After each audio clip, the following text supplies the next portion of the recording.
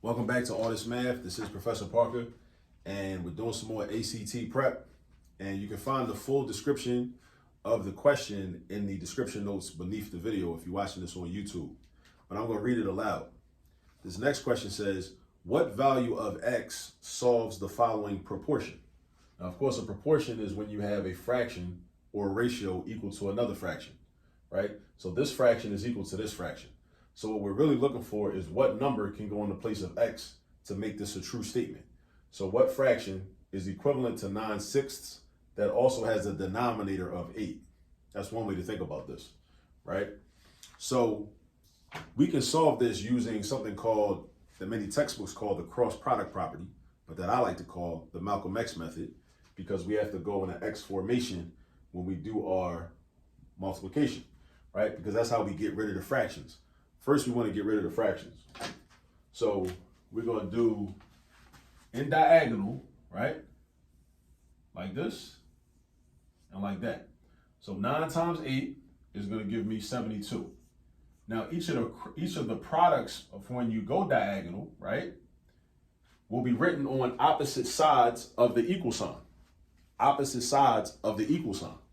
So 9 times 8 gives me 72. So I write that on the left-hand side. Did I have to write it on the left? No. I could have wrote it on the right. As long as those two products, this is the other product, 6 times 6 and x, which is 6x, should be on the other side of the equal sign. So I could have either wrote 72 equals 6x, or I could have wrote 6x equals 72. Either way, 72 equals 6x, or 6x equals 72, right? Now, I want to solve for x, right? Because the question says, which value of x solves the proportion? So that's basically saying solve for x. So how do I solve for x? I isolate x by itself. I get rid of this 6. How do I get rid of this 6 though? We do what we do in any equation when we want to isolate something.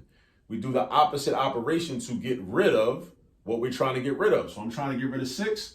I got to do the opposite operation from what 6 is involved in currently. 6 is involved in multiplication. 6x means 6 times x. So we do the opposite, which is division. And that's what you got to think about, and that's what you got to know, right? Whenever you're solving any linear equations, or really even quadratic equations, you got to do opposite operations. So the opposite of multiplying by 6 is dividing by 6. And because it's an equation, we also have to be balanced, like Mayat, ancient Kemet, you know what I mean? 7 principles, right? If I'm balanced, I'm dividing by 6 on the right side. I'm also dividing by 6 on the left-hand side. Boom. 6 divided by 6, 1 and 1. 1x over 1 is just x. And what's 72 divided by 6? You got to know your multiplication facts. If you know your multiplication facts, you will in turn know your division facts.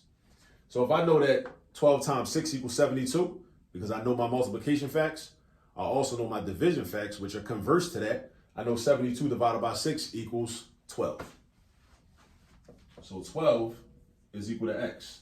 And 12 is equal to x is the same thing as saying x is equal to 12. So don't let that throw you off. It don't matter which side the variable is on. And I think that's the, what's that? The symmetric property. So the symmetric property says that 12 equals x is the same thing as saying x equals 12. I always get those confused, the symmetric property and the reflexive property. Reflexive just means something is equal to itself, basically. You know, that's all that means. Like 12 equals 12, or like x equals x. That's a reflexive property, I'm pretty sure. Right? So now, what's another way we could have did this? We could have said, all right, if I know that a proportion means that this fraction is equal to that fraction, and I'm looking for a missing number, then it's like a puzzle. We could treat it like a puzzle. It's like a game, right? So if I know that, all right, well, 9/6, what if I reduce 9/6? And I say, okay, well, that's the same thing as saying 3 halves. Like 9/6, 3 halves. 9/6, 3 halves is equal to something over 8, right? Now, I can say this. I can say, all right, well, since 9 over 6 is the same thing as 3 over 2, and I'm saying, okay, well, what number would go here in order to have an equivalent fraction with an 8 for a denominator? The relationship between these denominators got to be the same. If this is a true statement, if this is truly a proportion, meaning one fraction on the left is equal to the fraction on the right, or the fraction on the right is equal to the fraction on the left. So if I know that I could do 2 times 4 to get 8, I should also be able to do 3 times 4, and whatever I get should be my missing number. And lo and behold, so that's a 12, right? Lo and behold, that's what we got the first time we did it. So there are different ways to do these problems. Don't ever get boxed into one way, all right? That's not a good look. You don't want to get boxed in, to one way of doing a problem, all right? So that's another way to get 12, all right? It's not as easy if you don't reduce, because if you don't reduce, you're going to be like, well, 6 times what equals 8? You'd have to be multiplying by a fraction, to get from 6 to 8. But if you reduce it, then, you can do 2 times, a whole number to get 8. Because 8 divided by 4 is 2, and 2 times 4 is 8. But the thing is the relationship. So whatever I multiply 2 by to get 8, I should be able to multiply 3 by the same exact number to get the numerator in the other fraction, if the fractions are equal to each other. If the fractions are equal to each other.